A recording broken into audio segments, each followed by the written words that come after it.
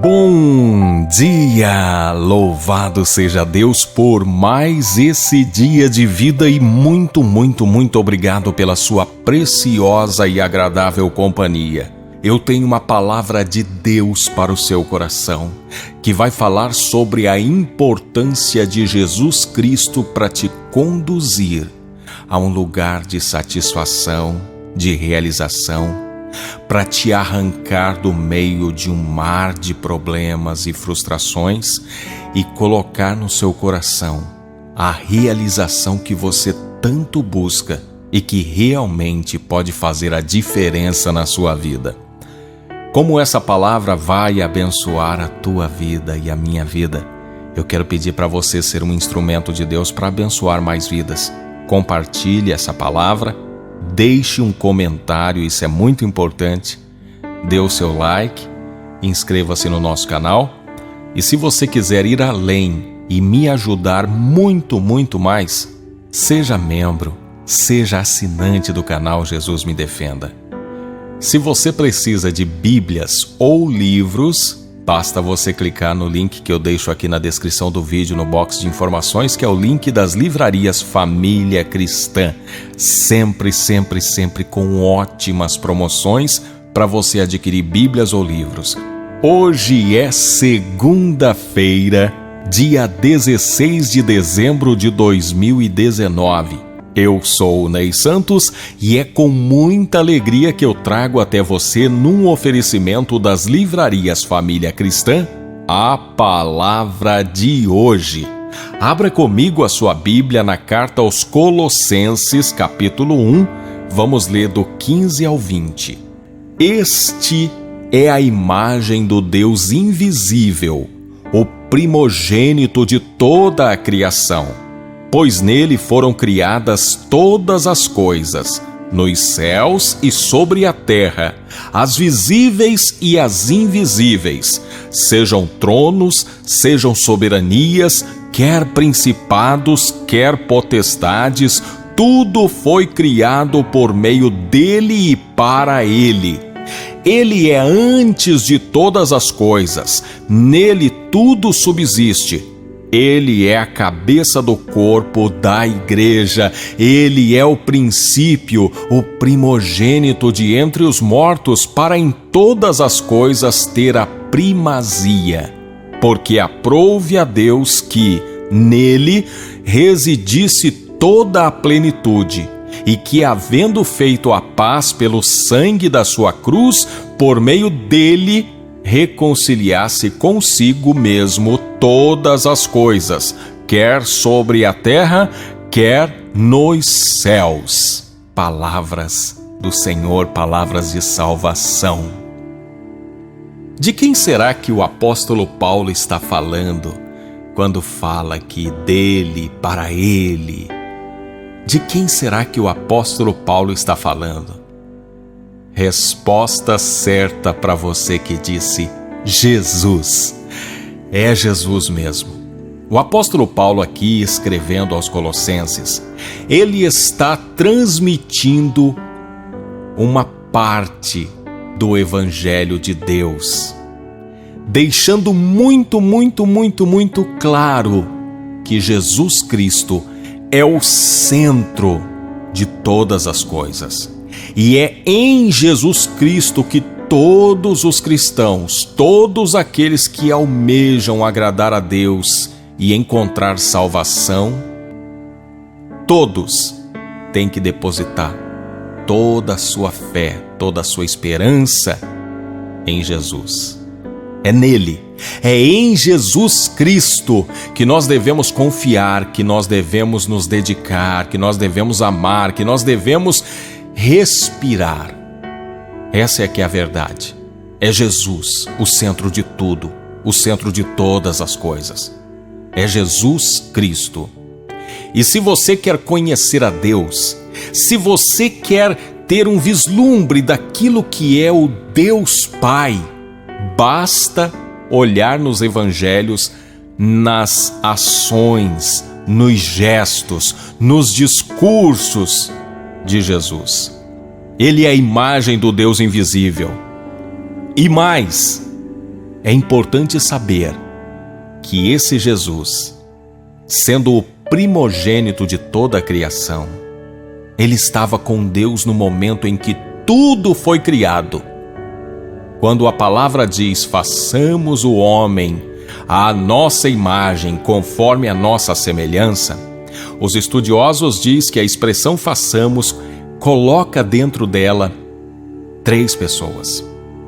E essas 3 pessoas nós conhecemos, que é o Pai, o Filho e o Espírito Santo. O Filho estava junto desde o princípio.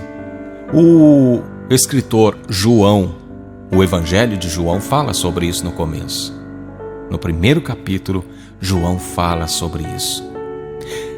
Mas aqui, talvez você se pergunte: Ney, por que é que Paulo está falando tudo isso? Por que Paulo está enfatizando a importância de Jesus para os colossenses?